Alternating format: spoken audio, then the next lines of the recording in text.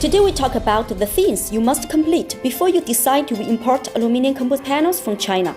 Firstly, you need to prepare enough funds, as no Chinese factory can give you credit now. Second, you need to know the exact thickness, size, color, type of paint, and quantity of aluminum composite panels you need to buy from China. Third, try to determine the highest and lowest price you can accept.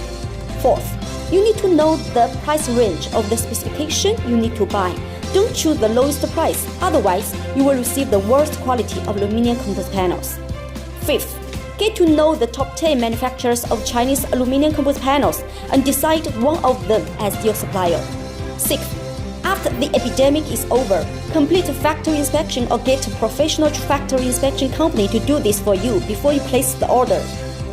I hope the above 6 points can help you source aluminum composite panels from China.